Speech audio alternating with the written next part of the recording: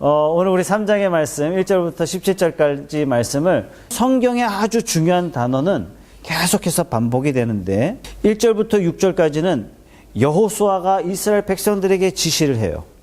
하나님께서 이스라엘 백성들에게 지시하라 하신 말씀을 따라서 하는데 이스라엘 백성들이 어떻게 진군하냐면 언약궤를 따라가는 거예요.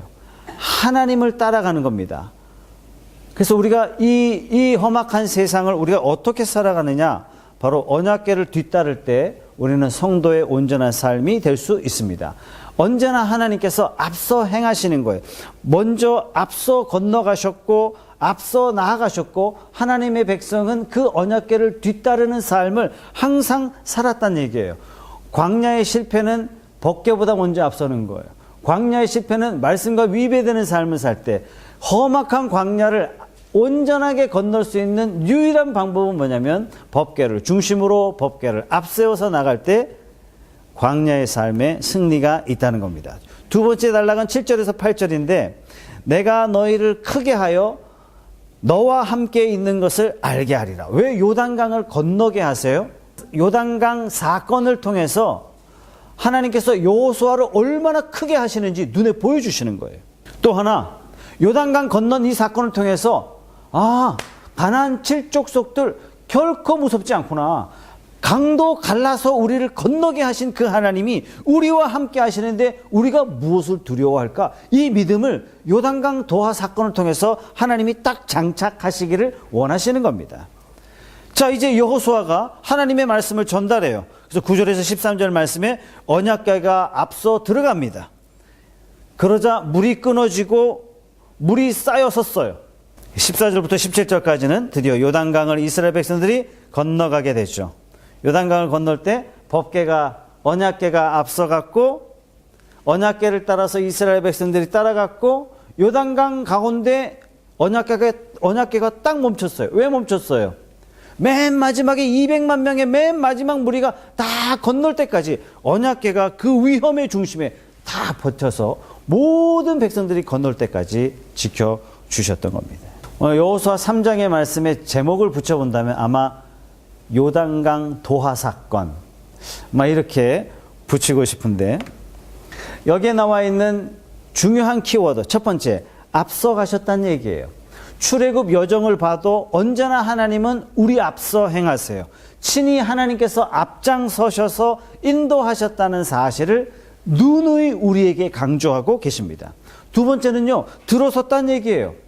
요단강 물이 넘실댔어요. 지금 요단강은요 마치 또랑 같아요. 그러나 이때 당시에는 요단강이 어땠어요? 보리를 추수할 때 되면은 언덕을 물이 넘었다 그랬어요.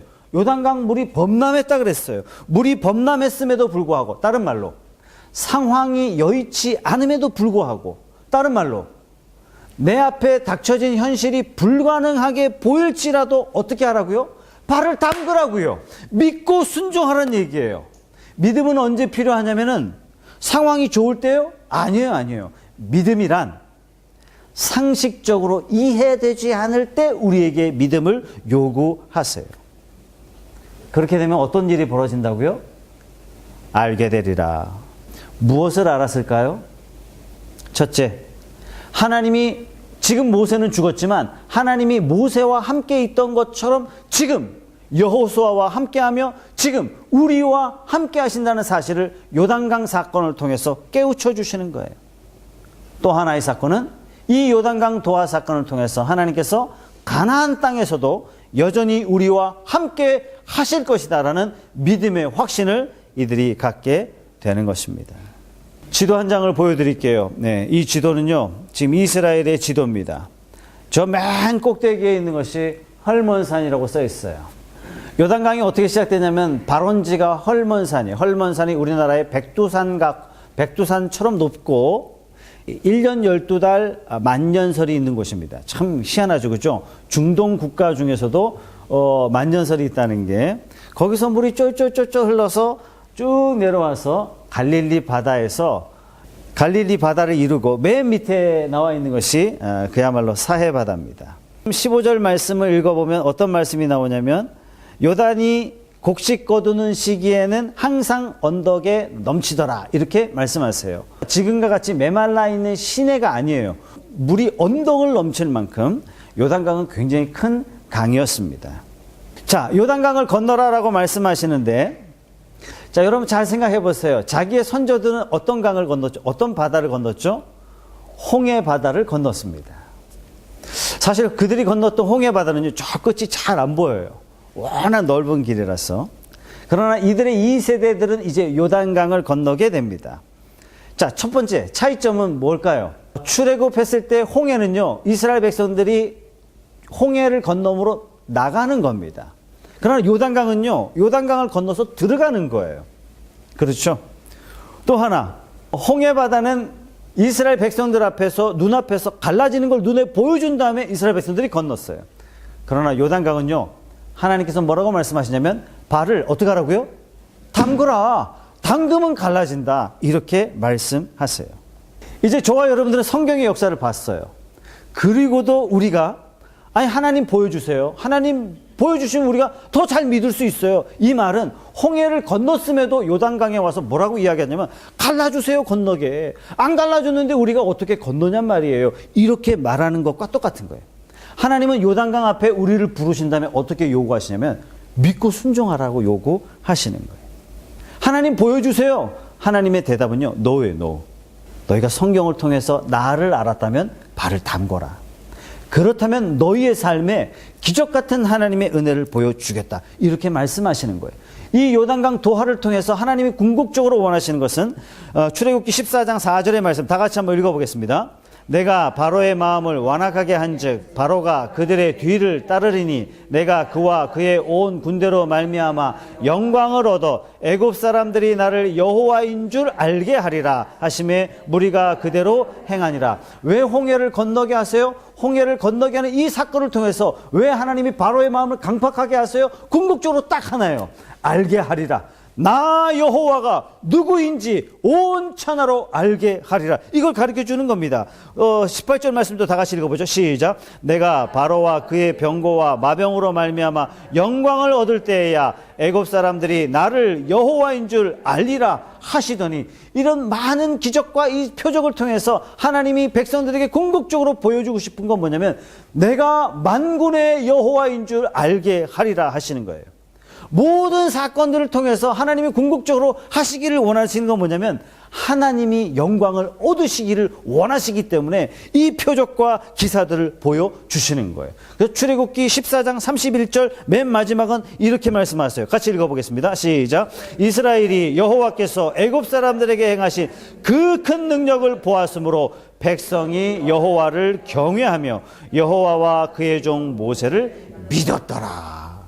이런 큰 기적과 표적을 보여주시는 건 뭐냐면, 여호와를 경외하며 하나님이 보내신 자 여호와와 그 모세를 믿도록 하기 위해서 하나님께서 표적과 기사를 보여주시는 겁니다. 오늘 말씀 7절 말씀에도 그런 말씀이 있죠. 우리 7절 말씀 다 같이 읽어보겠습니다. 시작. 여호와께서 여호수아에게 이르시되 내가 오늘부터 시작하여 너를 온 이스라엘의 목전에서 크게 하여 내가 모세와 함께 있었던 것 같이 너와 함께 있는 것을 그들이 알게 하리라. 하나님이 이런 많은 기적들을 보여주시는 것은요, 첫째, 하나님이 어떤 하나님인지 알게 되는 거예요. 그래서 우리는 신앙생활 하다가 감사한 일을 만나고 하나님의 놀라운 표적을 만나고 기도의 응답을 만나면 바로 무릎을 꿇고 영광의 하나님을 찬양하고 하나님을 높이시기 바랍니다. 얼마 전에 저희 어머니 많이 아프시니까 한번 탁 올라갔는데 어머니가 예배를 드려달라고 하셨어요. 그래서 제가, 하나님 어떻게 예배를 드려야 됩니까? 아프신 어머니 앞에서 내가 어떻게 하나님께 예배를 드려야 할까요? 하나님, 제 마음속에 너무 강력하게 하나님을 찬양하라. 하나님을 찬양하라. 하나님께 영광을 돌려라. 이렇게 말씀하시는 거예요. 사랑하는 여러분, 어떠한 일을 만나든지 하나님을 찬양하고 하나님을 높이시면 그 높으신 하나님께서 저와 여러분들과 친히 동행하시고 놀라운 은혜와 역사로 여러분들에게 보답하실 줄 믿습니다. 문제는 뭐냐면, 요단강을 어떻게 건널 것인가, 이건 문제가 아니에요. 하나님이 모세와 함께 있었던 것처럼 여호수아와 함께 계심을 말씀으로만 보여주시는 것이 아니라 하나님이 이스라엘 백성들에게 눈으로 보여주시는 거예요. 기사와 표적을 통해서 이스라엘 백성들에게 보여주시는 결정적인 사건으로 이 요단강 도하 사건을 하나님께서 친히 디자인하십니다. 그러면서 9절 10절의 말씀이 이렇게 말씀하시죠. 우리 성경 말씀 보면서 같이 읽어보겠습니다. 9절 10절 시작. 여호수아가 이스라엘 자손에게 이르되 이리 와서 너희의 하나님 여호와의 말씀을 들으라 하고 또 말하되 살아계신 하나님이 너희 가운데 계시사 가나안 족속과 헷 족속과 히위 족속과 브리스 족속과 기르가스 족속과 아모리 족속과 여부스 족속을 너희 앞에서 반드시 쫓아내실 줄을 이것으로써 너희가 알리라. 자, 가나안 7족속은 여러분들에게 누누이 말씀드렸던 대로 이미 철기 문화가 발달했어요. 이미 문명이 발달했던 땅이 어떤 땅이었냐면 가나안 땅이에요. 이스라엘 백성들은 목도 유목민 출신이에요. 짝대기 들고 다녔던 사람이 문화가 발달했던 그 나라를 쳐서 점령한다는 것은 오늘날로 따지면 이 정도쯤 되지 않을까요? 제주도 사람이 워싱턴 공격하는 거예요. 세계 최고의 군함과 세계 최고의 군사적 시스템을 다 갖추고 있는 그 광활한 미국을 제주도 사람이 치겠다는 얘기예요. 말도 안 되는 사건이 벌어지는 거예요. 아마 제주도 도민도 알 거예요. 이거는 게임이 안 된다는 사실을. 이와 마찬가지로 이스라엘 백성들, 목동 출신 200만 명이 가나안 족속들을 쳐부순다는 거. 가나안 족속들을 너무나 명쾌하게 7족속을 거열하고 있어요. 이 족속이란 이야기는 뭡니까? 대표적인 7명의 왕이란 뜻이에요. 대표적인 7개의 국가라는 뜻이에요. 아주 강대한 국가 7개가 서 있는 거예요. 상식적으로 말이 안 돼요. 계산할 수 없어요. 기대할 수조차 없어요. 그런데 이스라엘 백성들이 요단강을 건너는 이 사건을 통해서 하나님이 가라고 명하셨고 저 가나안 7족속들을 다 쫓아내라 이렇게 우리에게 명령만 하시고 아무런 방편은 주시지 않았어요. 방법도 주시지 않았어요. 두려워 떨고 있는 이스라엘 백성들이 요단강 도하 사건을 통해서 와, 하나님이 자연 현상도 멈추어 일하시는 하나님이 우리에게 명하시는 거예요. 들어가라. 내가 7족속을 너희의 손에 붙여주겠다. 이 사건을 통해서 이스라엘 백성들이요, 알리라. 아, 하나님이 이러신 분이시구나. 사랑하는 여러분, 앞일에 닥쳐진 일들을 해결하실 때 과거 내게 행하신 하나님을 떠올리십시오. 과거 내게 행하신 일이 아무것도 없다고 생각되십니까? 성경을 묵상하세요. 성경을 묵상하시고 하나님이 어떻게 일하셨고 하나님이 어떻게 임재하셨고 하나님이 어떻게 베풀으셨는지 여러분들이 기억하시고 장차 이 하나님이 나와 함께 하사 내 앞에 놓여져 있는 여러 상황들을 하나님이 해결하시고 처리하시고 이루어 가실 것을 믿고 기대하시기 바랍니다. 이 요단강 도하 이 기적을 통해서 하나님은 걱정하지 마. 모세와 함께 있었던 것처럼 내가 너희와 함께 하겠다는 것을 너희가 분명히 알게 될 거야. 가나안 7족속 아무것도 아니야. 아, 하나님이 다 해결하시겠군요. 이 사실을 알게 되리라. 이 하나님이 저와 여러분의 하나님인 줄로 믿습니다. 여러분, 이 이스라엘 백성들이 요단강을 건너는 모습을 잘 상상을 한번 해보세요. 언약궤 누가 매요? 보통은 레위 족속의 고핫 자손이 법궤를 매요. 아무나 매지 못합니다. 그런데 아주 중요한 사건이 있을 때마다 법궤를 누가 매냐면 제사장이 직접 맵니다. 오늘도 제사장이 직접 매요. 여리고성 돌 때 법궤 맨 사람들이 누구예요? 고핫 자손이 아니라 제사장이 직접 맵니다. 나중에 저 열왕기 상하에 보면 솔로몬이 성전을 세운 다음에 법궤를 들고 성전에 이렇게 입성하는 모습을 또 누가 하냐면 또 제사장이 특별히 감당을 하게 됩니다. 여호수아가 명령해요. 제사장이 법궤를 메고 요단강에 발을 담그면 어떻게 하라고요? 그 법궤를 뒤따르라. 자, 요단강을 건너는 방법. 내 앞에 놓여져 있는 첩첩산중 같은 심각한 문제를 뛰어넘는 방법. 그 방법에 대해서 성경은 너무나 간단하게 이렇게 말씀하세요. 언약궤를 뒤따르라. 우리 앞에 놓여져 있는 문제를 해결하는 방법이 뭐냐면은 언약궤를 뒤따르라는 얘기예요. 언약궤가 뭐라고요? 하나님의 임재의 상징이라고요. 하나님이 저 하늘에 계신데 그 하늘에 계신 하나님께서 우리와 함께 하시면 어떻게 보여주셨냐면 법궤를 만들어서 내가 너희 중에 있다 이렇게 말씀하시죠. 이건 무엇을 상징해요? 예수 그리스도를 상징하십니다. 하나님이 우리와 함께 하세요. 우리가 이 세상을 살아가는 방법, 이 세상의 문제를 해결하는 방법은 어려운 방법이 아니라 마치 어린아이와 같이 예수를 따라갈 때 문제가 해결된다는 사실이에요. 여러분, 신앙은요, 단순해야 잘 믿습니다. 너무 머리를 굴리기 시작하면, 막 이랄까 저랄까 자꾸 이렇게 하면은 신앙생활이 잘 안 돼요. 법궤를 따른다는 게 이게 말이나 되냔 말이에요. 그런데 하나님께서는 너무나 명쾌하게 법궤를 뒤따르라. 어찌 보면 이것은요, 너무나 쉬운 문제예요. 하나님은 우리에게 뭘 요구하시냐면 어려운 걸 요구하지 않으세요. 하나님이 우리에게 요구하시는 것은 복잡한 일을 요구하지 않으세요. 굉장히 심플하고 단순해요.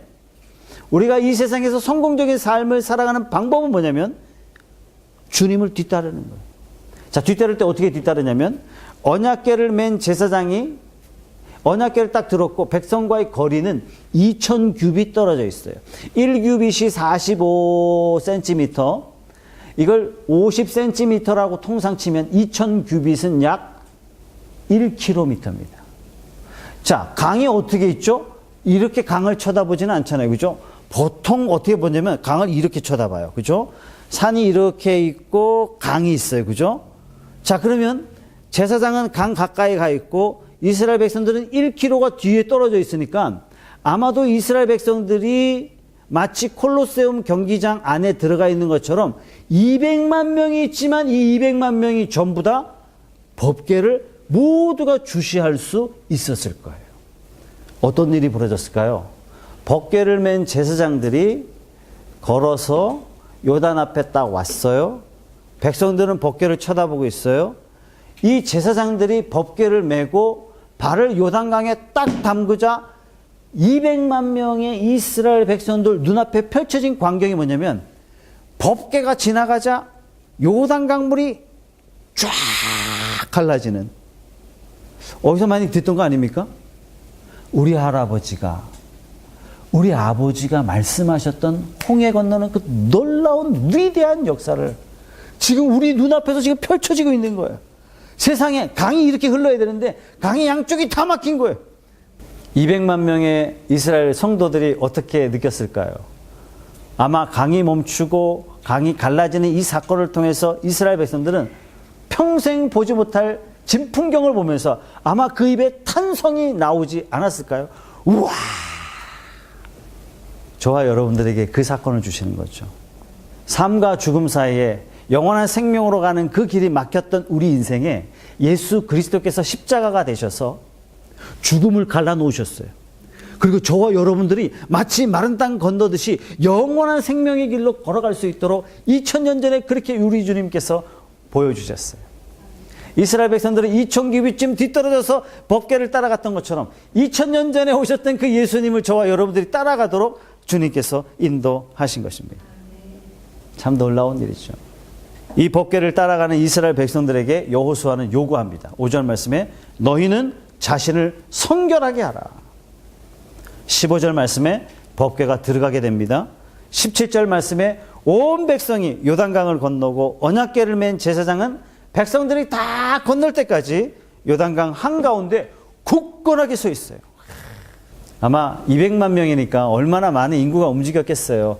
부산의 인구가 320만 명이라 그랬으니까 200만 명 저 끄트머리에서 따라오는 백성들은 어쩌면 마음이 조마조마하고 불안했을지 모르겠어요. 왜요?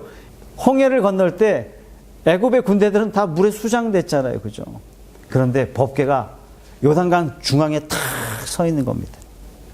우리가 위험에 처해 있을 때 주님께서 앞서 행하시고 우리가 고난과 환난 가운데 그 환난의 중심에 우리 주님께서 탁 버티시고 저와 여러분들을 지키시고 인도하시는 줄 믿으십시오.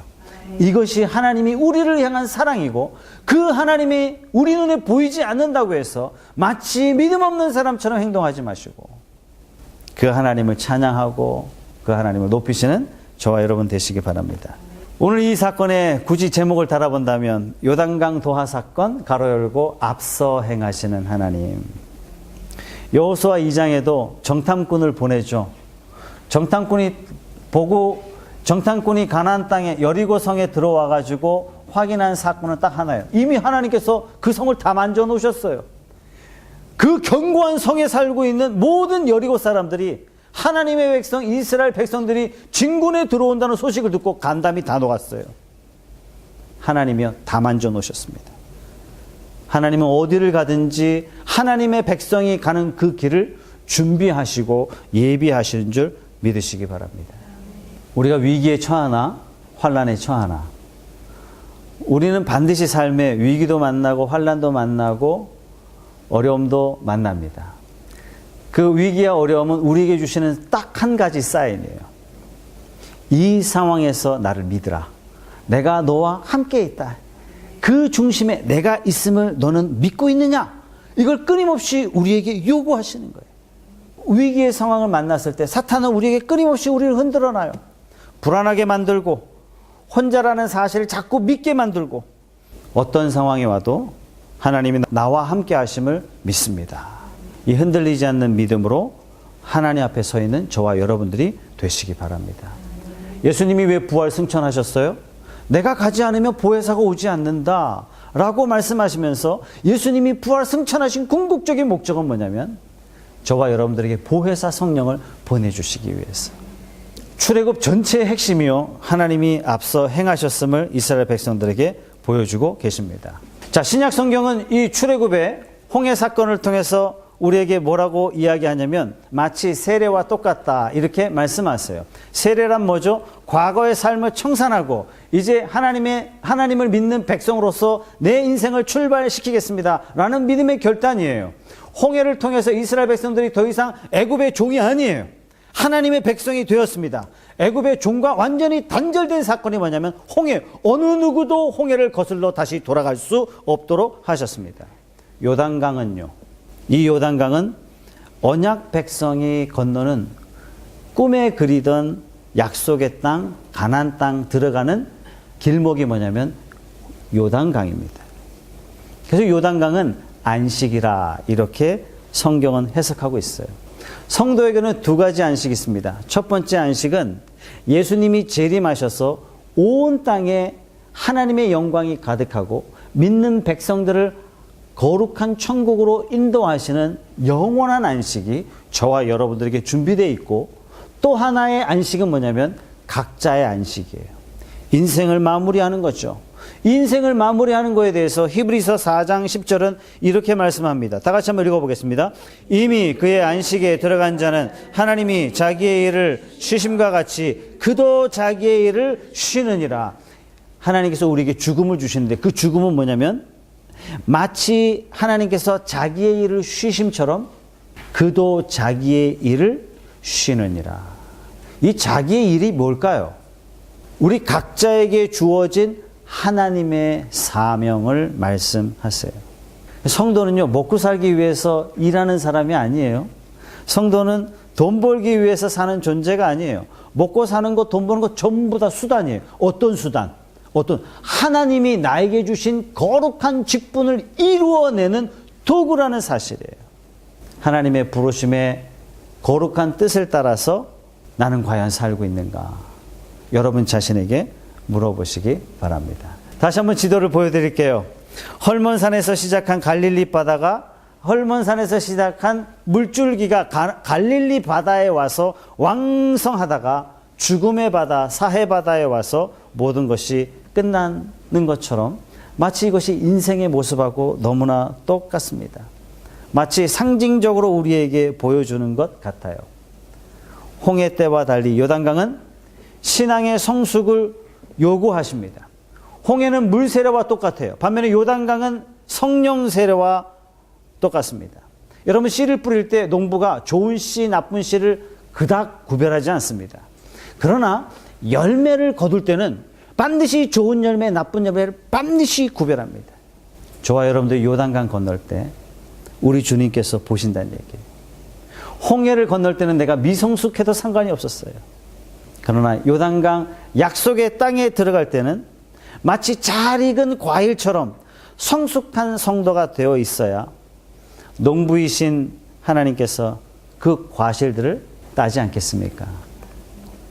저와 여러분이 그러한 삶이 되시기를 주님의 이름으로 축복합니다.